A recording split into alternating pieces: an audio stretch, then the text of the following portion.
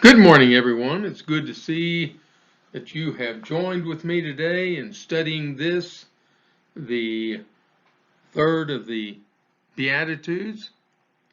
Let's take a look and read it together. Matthew 5 and verse 5. Blessed are the meek, for they will inherit the earth. Interesting little statement. It is amazing how these statements are so small, yet each one of them so power-packed that we could spend not just this 30 minutes we're going to be together, but an entire lifetime to put into practice. And if we had to do it, weeks of study. It's very interesting how much God puts into a few words. Words that draw pictures in our minds that must be lived up to. Let's take a look at what he said. Okay, so the first part is that we have the how the meek live. Let's see, what is a person who lives a meek life to do? Well, we have an example of that over in Philippians in chapter 2. Now, here, Paul is talking about imitating Christ and the way he lives. And he says in verse 5 there, your attitude should be the same as Christ Jesus. Then he goes on to tell us what that attitude is. Let's take a look. Philippians 2, in verse 6 through 8. Who being in very nature God, did not consider equality with God something to be grasped, but made himself nothing. The word nothing means no thing. Taking the very nature of a servant, being made in human likeness, and being found in appearance as a man, he humbled himself and became obedient to death, even death on the cross. Now, there's our example. And he came, was God, became a simple man, lived on this earth a certain way, and we're told this is who we should be. So let's talk about being meek. A lot of people compare being meek with the word being weak, and that is far from the truth. And we see a lot of pictures of Jesus movies where he's just so weak and just go ahead and abuse me. And that's not what we're talking about. Because you see, being meek is defined as having the right or the power to do something. Wow, the power to do it. Meaning, God has given you the ability and the wherewithal to accomplish something, and you have that power to do it. However, that's not all the definition. You have the right or the power to do something, but refraining for the benefit of someone else. Now, the word, it was used to resemble the sword in a sheath. The right to take it out and execute judgment as you see fit, but leaving it sheathed. What a beautiful picture that is. The right to have the power and to use the power, but refraining for the benefit of someone else. And notice, it doesn't mean always keeping your sword sheathed. Sometimes sheathed. There are sometimes you need to pull it out and defend those who are being wronged. What an interesting word the word meek is.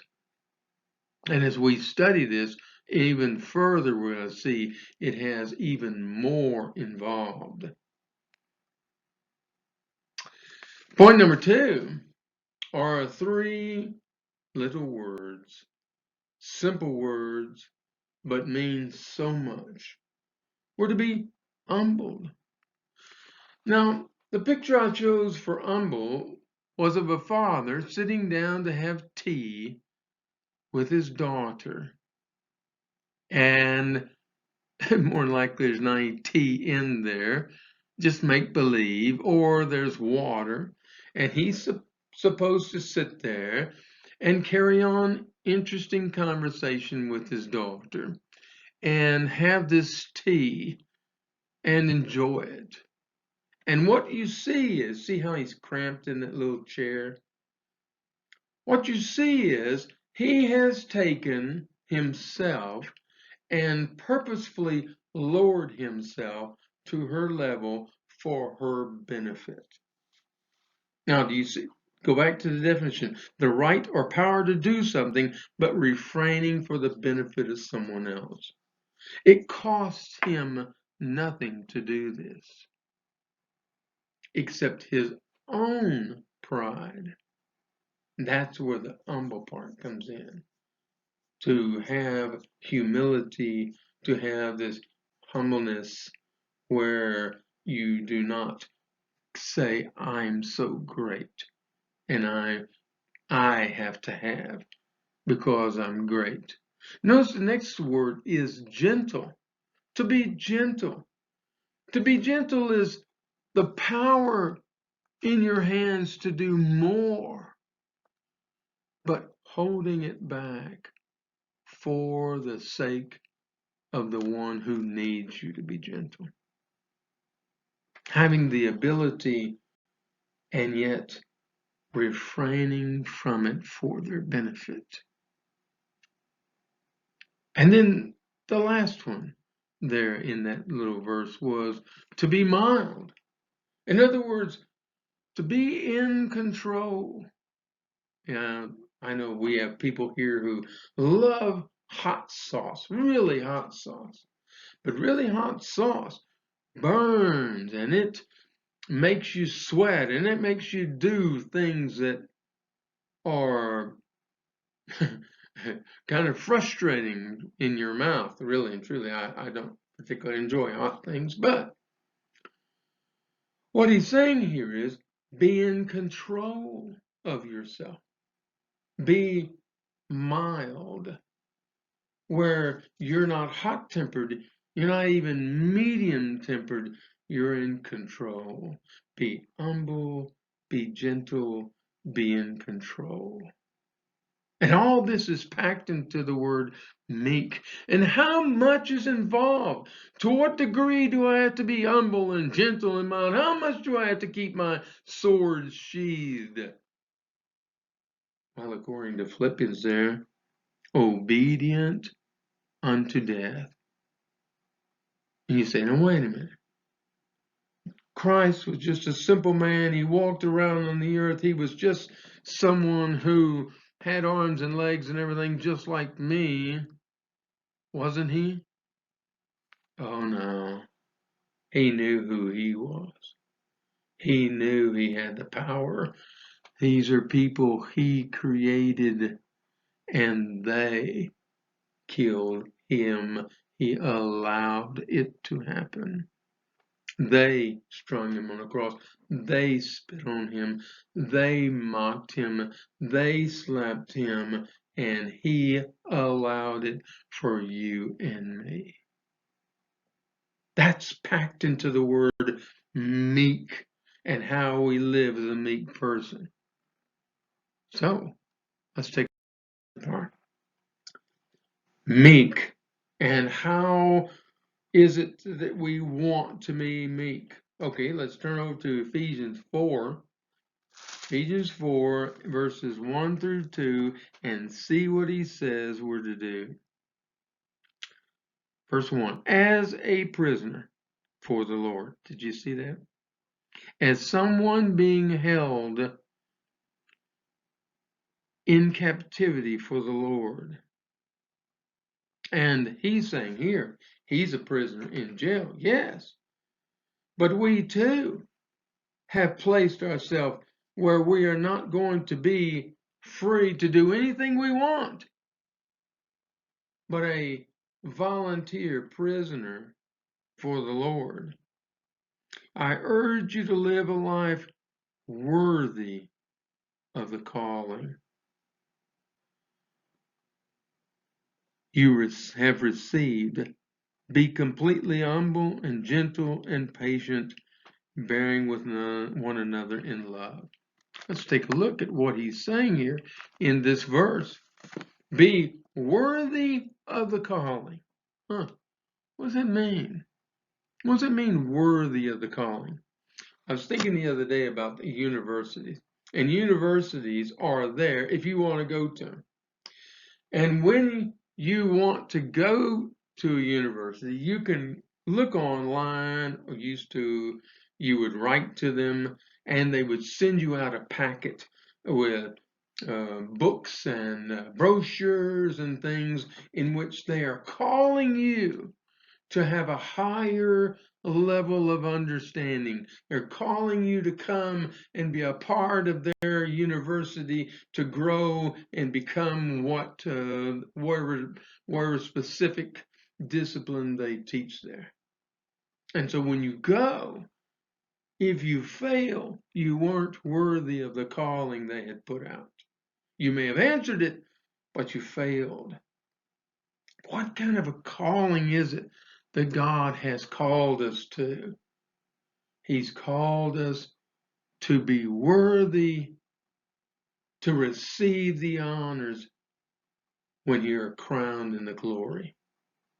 We're called to walk in step with Christ and to do as he did in this world. And all those we read about in the honor roll in the Bible, the apostles and the women and the men who followed him, those who have kept the truth alive down through the ages, to you, be worthy of the calling, worthy of the time when you will receive the crown of glory. Gives me shivers. Worthy. What about point number 2? In point number 2, he says, worthy of the name you wear. You know, when you're baptized, you die to yourself.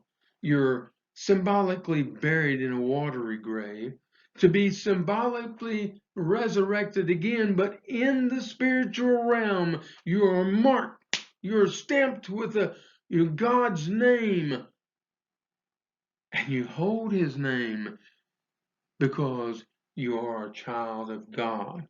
And if you're a child of God, you have to be worthy of the name you now hold. I remember a movie I saw one time, and it was a Western, of course.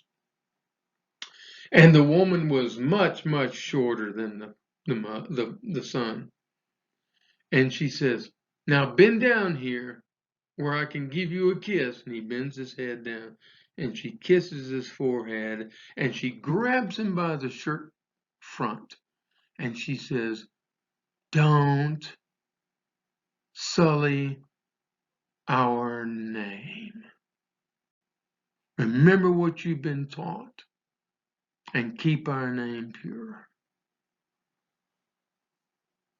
Think about that. You're resurrected out of the water with the name of God. As a child of God, you're in the family of God. Don't go out and sully his name. Worthy of the name. And then number 3, we say worthy of the righteousness. Now look, you can't undo what you have done. You can't go back and change it. But you can stand now and be worthy of the fact that he put righteousness on you from now on and not sin. That's what that means. Worthy of the calling, worthy of the name, worthy of righteousness. This is the meekness that he wants in us. This is what he's called us to be. This is what we're to become. And notice, meekness practiced. What do you mean by that? Well, how do you practice meekness? What do we do in order to become meek? How do we figure that part out? Let's take a look at 1 Peter 3. in verse 15. 1 Peter 3 and verse 15 says this. But in your hearts, now that's interesting, isn't it? He says, in your hearts. What is the heart? The heart is who you are, what you long and hold on to. That's who you are. What is the most important thing about you? He says, in your hearts, set apart Christ as Lord. Now, these are words we don't really have a picture of in America today. They might have them in some other countries, but we really don't have it as a picture here because we're free, independent people, supposedly. I know right now it kind of looks like we're not, especially when you're talking about certain people who are in office. But the reality is we are free to choose and do as we wish.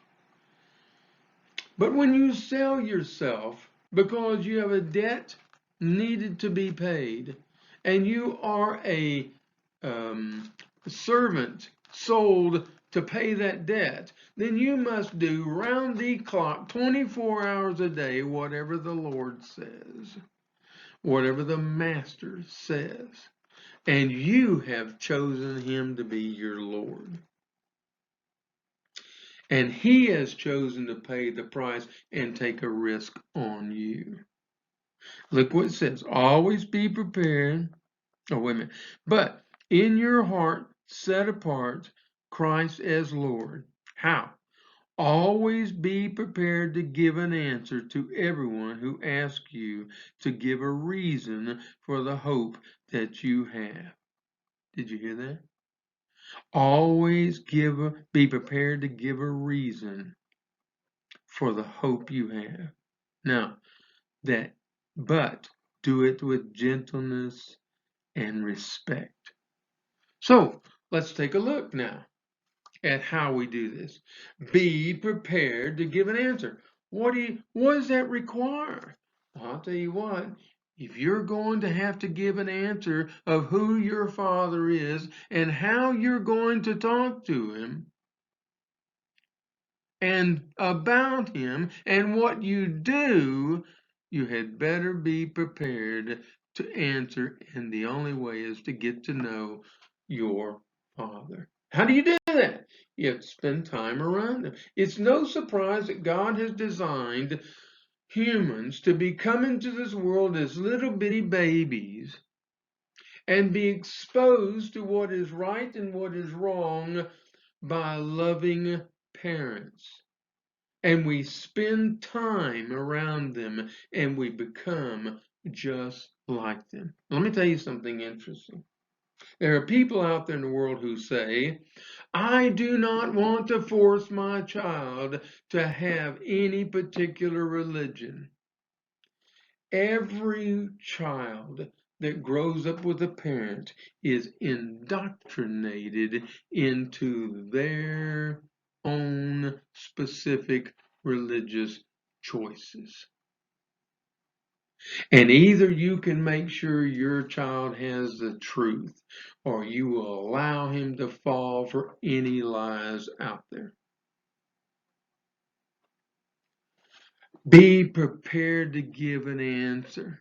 And what that means is you've got to know who your Father is so that when you're out on the street and when people ask you why you do strange things the way you do, you can show them and tell them, here's the truth. This is exactly the life that Jesus lived. And when he was 30 and went about his public ministry, the whole time he did this, his purpose was to dispel the lies and tell the truth of how God expected us to live. He said, I tell you, you've heard this, but here's the truth. He's standing there or sitting there on the Mount of Olives saying, blessed are those who are meek, because they will inherit the earth. And how many times have you heard in movies or in people or in poems. The meek are not going to inherit the earth. It's those who go to war, or those who fight for what is right, or whatever. And they're totally missing the point. And look what he has told us so far in the Sermon on the Mount. Let's take a look. He said, "Blessed are the poor in spirit, for theirs is the kingdom of heaven. Blessed are those who are bankrupt in their own opinions, so to be able to get themselves to heaven." And number 2, blessed are those who mourn, for they will be comforted. Blessed are those who are so sick of their own sins that when they do something about it, God's going to send the comforter to them. And then this one, blessed are the meek, for they will inherit the earth. The earth, they're going to be the ones who make a difference on this earth. And they're going to do so by showing people the truth of how God designed us to live. And then next, we're to be a living sacrifice. We're to be exactly what God commanded us to do and not what we want to do. And we're going to sacrifice our life to do this. Yeah, that's the living sacrifice. That's the sacrifice that keeps on sacrificing himself. And that's what Christ did. Never sinned once. That means he learned how to sacrifice himself, and he did so on the altar of life. He was the one who showed us how to live, even to the point of death. And then last, we're to be happy. You know, it is hard to follow someone who looks mopey and sad and everything, and they say, well, I've got the best life possible. We're to be happy living this life. Now, are things going to be tough? You bet. But God's given us a sense of humor. He's given us the ability to notice things so that we can be happy in the doing, instead of walking around like sad, pious people. And why should we be happy? Because we're so blessed. We've been honored with this position to be in. We've been honored to be children of God and to have and to know what our future is and to know the truth of how to live. Oh, what a blessing we have.